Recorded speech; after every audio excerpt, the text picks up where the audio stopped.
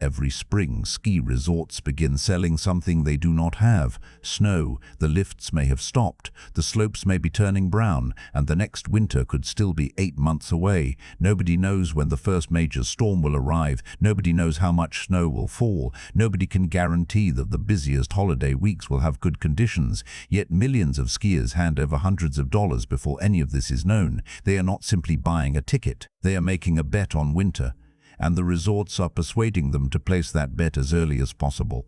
For the 2025 to 2026 ski season, Vail Resorts said approximately 2.3 million guests committed to its resorts in advance through non-refundable pass products. Those commitments were expected to generate about $1 billion in revenue and account for roughly 74% of the company's skier visits. Before most customers had taken a single run, much of the season had effectively been sold. This is the strange economics of the modern ski pass. Resorts offer their best prices when the product is most uncertain. Customers who wait to see the snow can be charged dramatically more. And a company dependent on the weather tries to make its money less dependent on the weather by collecting it before the weather arrives.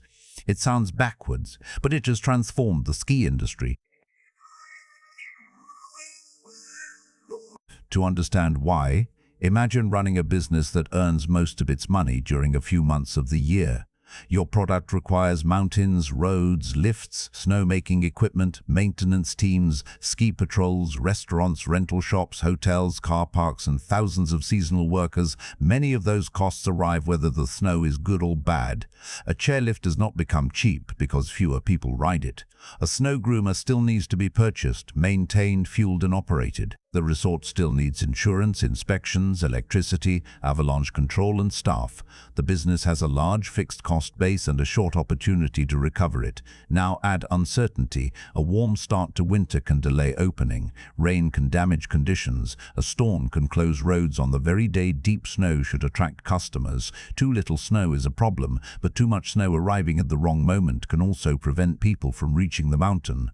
Then there is perception. A resort might have enough snow to operate, yet photographs of bare ground in a nearby town can convince customers to stay home. A poor winter in one region can weaken enthusiasm for ski trips somewhere else. For the traditional ski resort, this creates a brutal financial pattern. Spend heavily first, wait for winter, then hope enough people arrive. For decades, one answer was the conventional season pass. Local enthusiasts paid up front for unlimited or heavily discounted access to one mountain. The resort received cash early, while the skier received a lower average cost if they visited often. But these passes largely served frequent local customers. Then, in March 2008, Vail Resorts introduced a product that changed the calculation. It was called the Epic Season Pass. For $579, an adult could buy unlimited, unrestricted access to 5 major Vail-owned resorts: Vail, Beaver Creek, Breckenridge, Keystone, and Heavenly. There were no holiday blackout dates. The pass covered the entire season. And it was sold at a price that looked surprisingly low beside the cost of repeatedly buying daily tickets. At first, it looked like an enormous discount. Why would a resort company deliberately make access cheaper? Because the customer was not paying only with money. The customer was also paying with certainty. The pass was non-refundable. It had to be purchased before a deadline. And once the skier committed, Vail had the money whether that person visited on 2 perfect days, 20 average days, or barely visited at all. The skier received value and flexibility. The company received advance commitment. That phrase has become central to the business. Vail does not describe the pass merely as admission. In its financial reports, the company repeatedly emphasizes how advance commitment improves revenue stability and reduces its exposure to weather-sensitive customers. The distinction is important. A skier buying a daily ticket asks a question on the morning of the trip: is today worth the price? A season pass buyer makes a different decision months earlier. Will I ski enough over an entire winter to make this worthwhile? That changes when the money moves. With a day ticket, the resort carries much of the weather risk until the customer arrives. With an advance pass, part of that risk moves to the customer. If the snow is excellent, the skier may use the pass frequently and receive extraordinary value. If the winter is disappointing, the resort has still secured the sale. This does not mean the company can immediately record every dollar as earned revenue. Accounting rules generally spread pass revenue across the period in which access is provided, using expected patterns of visitation, but economically the cash has arrived and the customer has committed. That has several powerful effects. The first is predictability. Before the most important part of the season begins, management has a much clearer picture of how many customers have paid and how much lift revenue is already connected to those passes. That makes it easier to plan staffing, investment, maintenance, and marketing.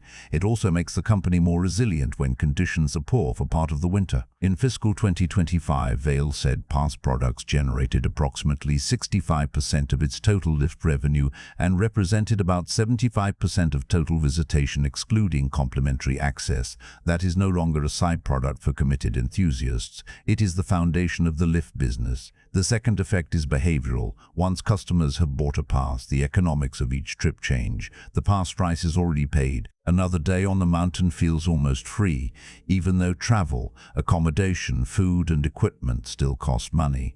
This encourages pass holders to visit more often. Vail explicitly notes that its pass customers generally ski more days than guests who do not buy passes, and every extra visit creates another opportunity to sell something that is not included: a hotel room, a restaurant meal, a ski lesson, equipment rental, retail goods. The lift pass may be discounted, but the customer relationship becomes more valuable. This is similar to the economics used by cinemas, theme parks, airlines, and membership businesses.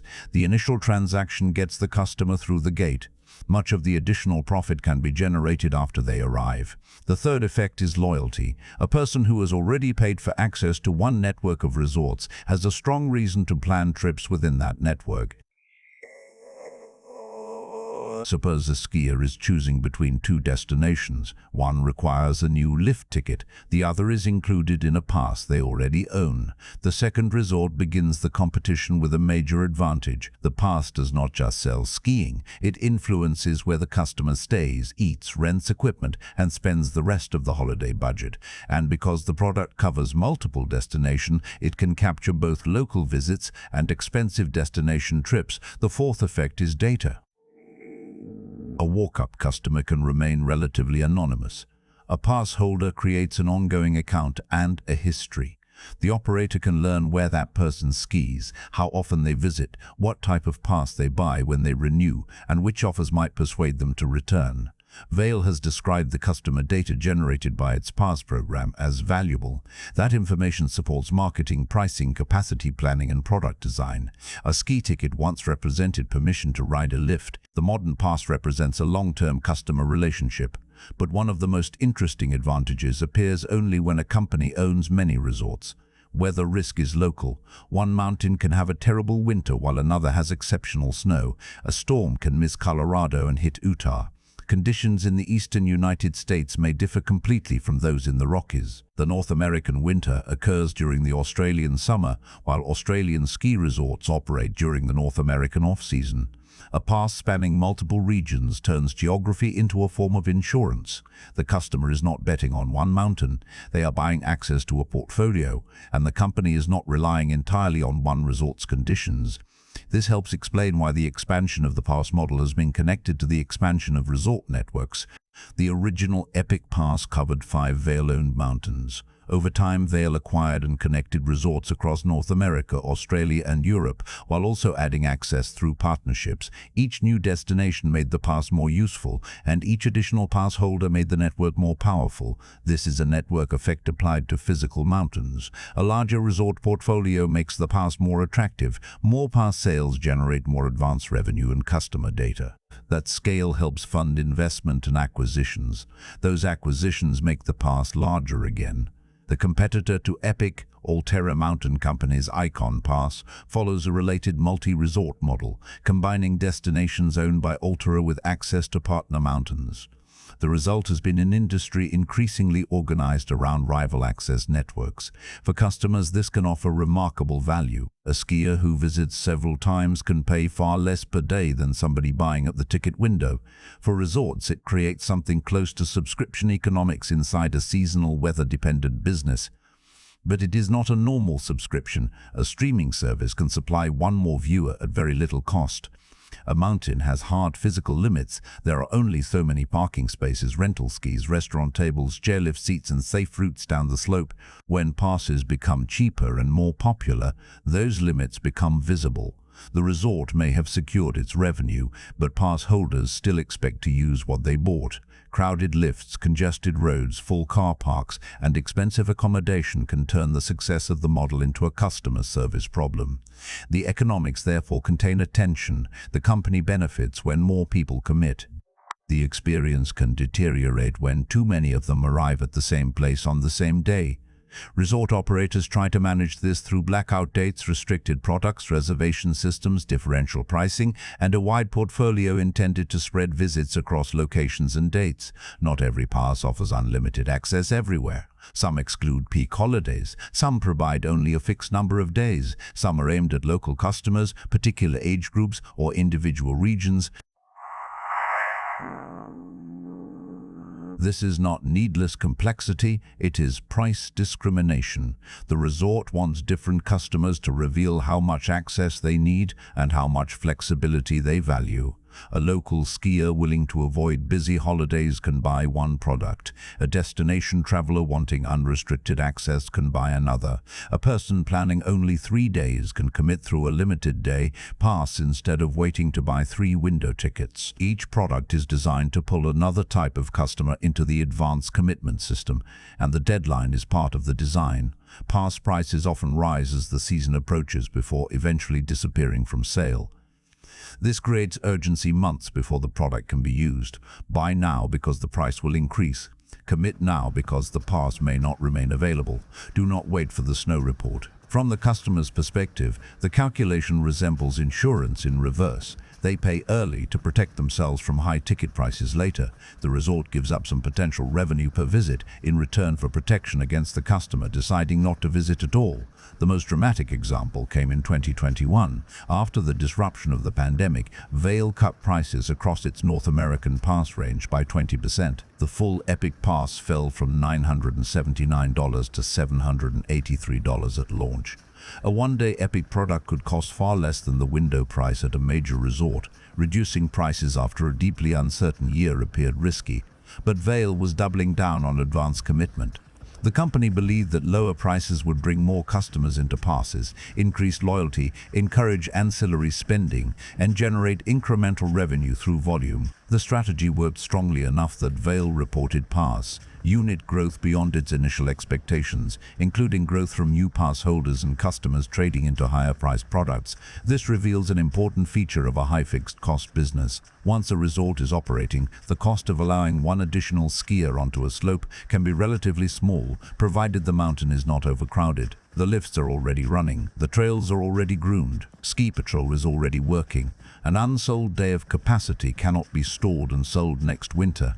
So the resort can rationally offer a large discount to secure demand in advance, particularly when that customer may spend money elsewhere during the visit.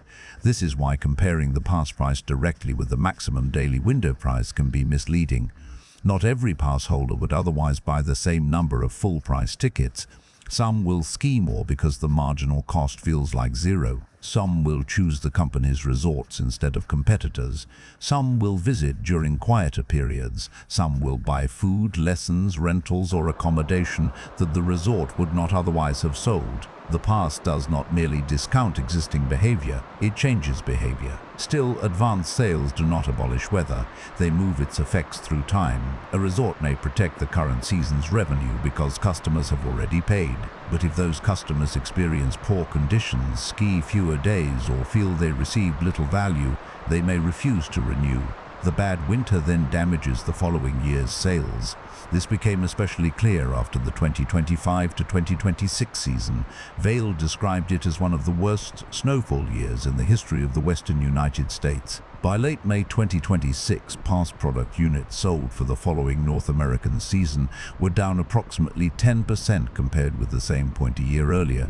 Sales dollars were down about 5%. The advanced commitment model had not eliminated weather risk, it had delayed and reshaped it. This is the limit of transferring risk to customers. Customers remember, if they repeatedly pay for disappointing winters, the promise of value weakens. If resorts raise prices while the experience becomes more crowded, loyalty can reverse. If too many mountains sit inside a few pass networks, customers may also feel that choice has narrowed, even when the number of included destinations has increased. There are broader consequences for independent resorts too. A small mountain selling its own pass competes not just with the price of a large rival, it competes with an entire network. A customer may compare access to one local mountain with access to dozens of destinations.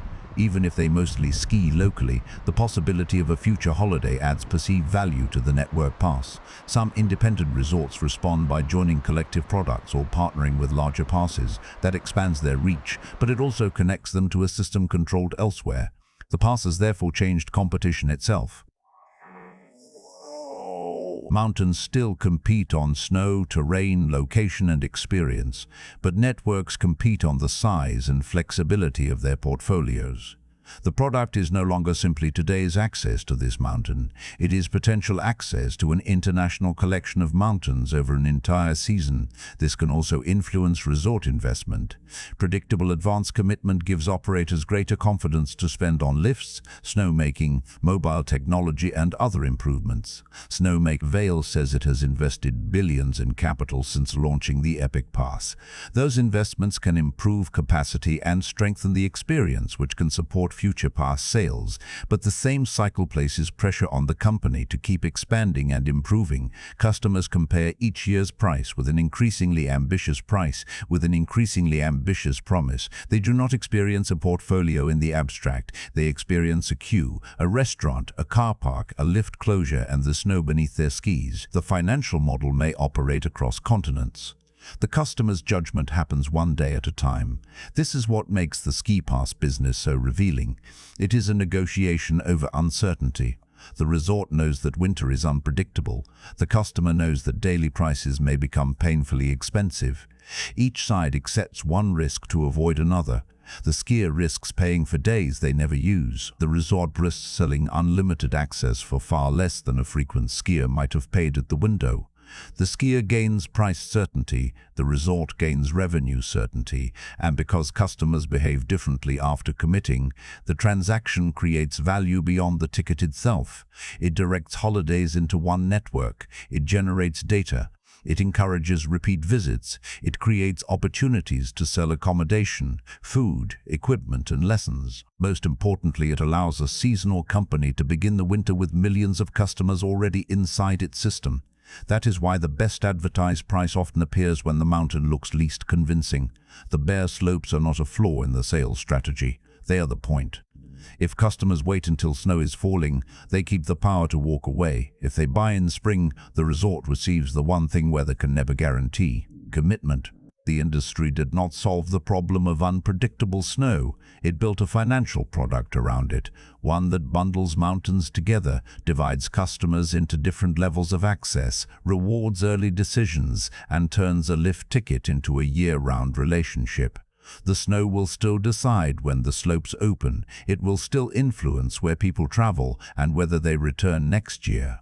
But by the time the first flakes fall, much of the money has already moved. Millions of customers have chosen a network. The passes have been sold, the cash has been collected, and the strangest part of the ski business is complete. Winter has been sold before anybody knows what winter will be.